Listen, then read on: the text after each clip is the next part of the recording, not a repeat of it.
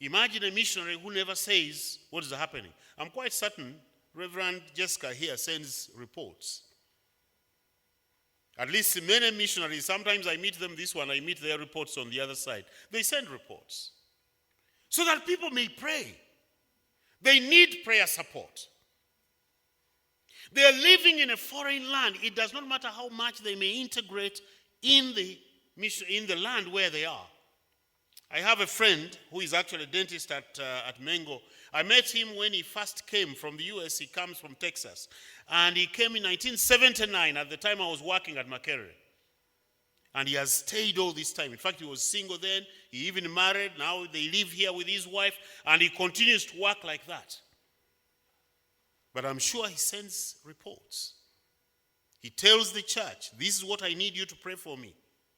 But secondly, it also allows them the accountability to renew relationships and get social support.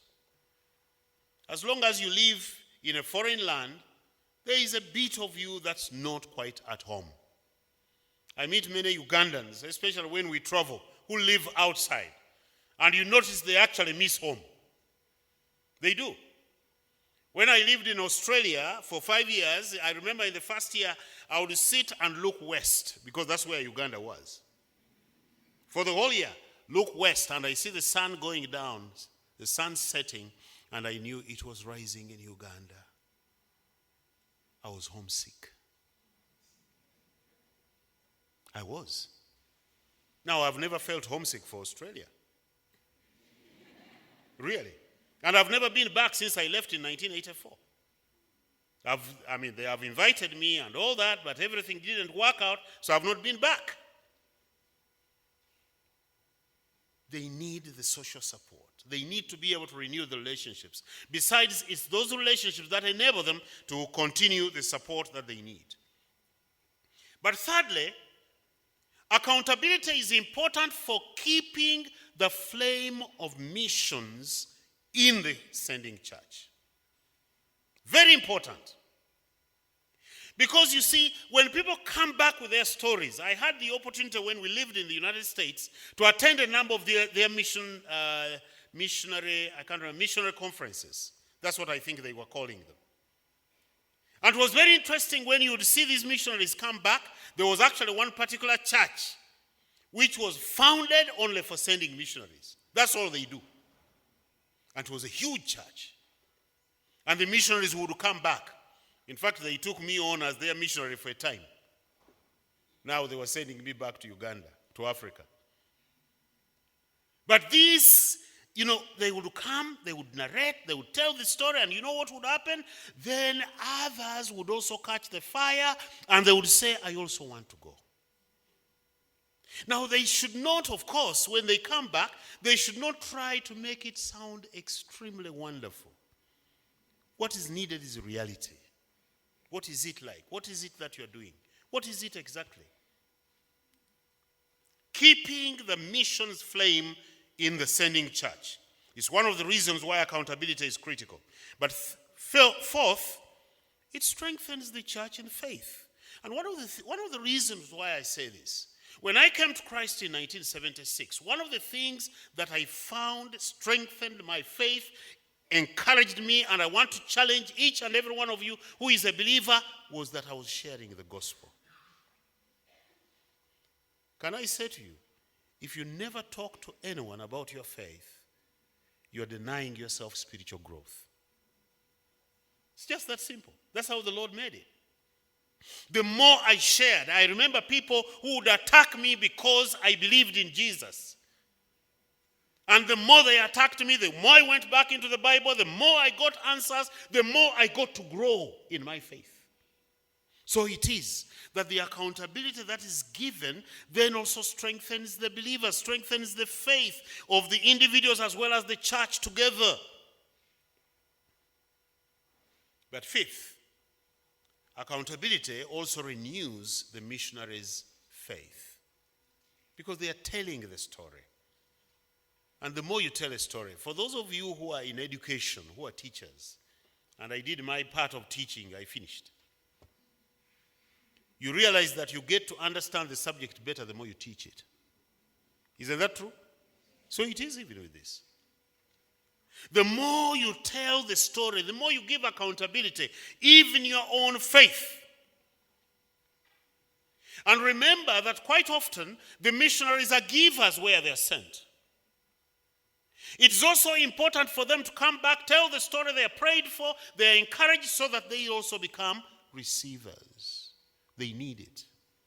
Accountability is important, at least for those 5 reasons that I've just put before you. Now let me go to my third point here. The importance of missionary accountability, not just to the local church. That's one mistake that we often make. But accountability to the worldwide church. And we see this in Paul and Barnabas. They told the story at Antioch. But then in chapter 15, and I'm not going to read it, you would have to read the entire story because that's the Jerusalem conference eventually. Where are they telling the story? In the Jerusalem church, which was not the church God used to send them. As a matter of fact, Paul talks about his story of how he was sent, and he says he never even stepped in Jerusalem until 3 years later, and he never sat among a large number of brethren in Jerusalem until 15 years later. So this is not the church that God used to send him. And yet they feel an obligation to tell the story in the worldwide church. It's important that we see our accountability not simply for the local church, because the flame needs to grow even in other places. So Paul in Galatians chapter 1 verse 18 right up to chapter 2 verse 2 tells why he needed to account for his ministry. And what was the reason? So that he preserves the oneness of the gospel. He says, in case I was running in vain, I wanted them to hear and know that I was preaching the same gospel they were preaching. And that is important for the worldwide church. That we may assure ourselves that the gospel we are preaching is not just about me. And so Paul, in great humility, he submitted his own proclamation to the vetting of the apostles at Jerusalem. Even in chapter 15, when you read it, the Jerusalem conference, they are actually putting there, the problem there was Jews who were Christians who went out, and as they preached the gospel and people were converting, they were requiring them to be circumcised as part of completing their Christian conversion. Paul and Barnabas said, no, this is wrong. So eventually they go to Jerusalem and they are able to tell their story of what God had done in them and through them wherever they had gone as missionaries. And eventually the Jerusalem church is able to come up with a resolution. But it was accountability to the larger church.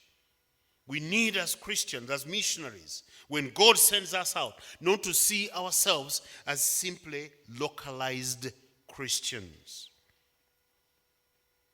One could have said, oh, but Paul, you got this gospel directly from the Lord. Why do you have to share it with Jerusalem? Yes, he had to. Because as far as he was concerned, there was only one gospel, as he says in Galatians chapter 1, very clearly. And we also get to understand that actually, Paul made 3 missionary journeys. But each time he came back from the missionary journey, he would make sure he gives accountability. After the first one is what we have read. If you were to go to chapter 18, you see him coming back after the second missionary journey. And then after the third missionary journey, we don't hear him going to Antioch, but he goes to Jerusalem, and once again, he meets the brethren, he gives accountability, he tells them what is happening, and then what happens? Then they advise him what he needs to do, and he's humble enough to say, yes, I'm going to do that. The missionary accountability must not be localized to the local church. We need to understand that the vision that God gives us to do the work to send out missionaries is actually global. Why? Because when Jesus gave us his church, he also gave us a commission, and that commission is global. And you shall be my witnesses in Jerusalem, in Judea, in Samaria, and where? And in Uganda only, or at UCU only? In the whole world. That is the vision. And as far as I'm concerned, I'm part of the worldwide church. Part of the worldwide church. That's what we are. And we need to see ourselves as such.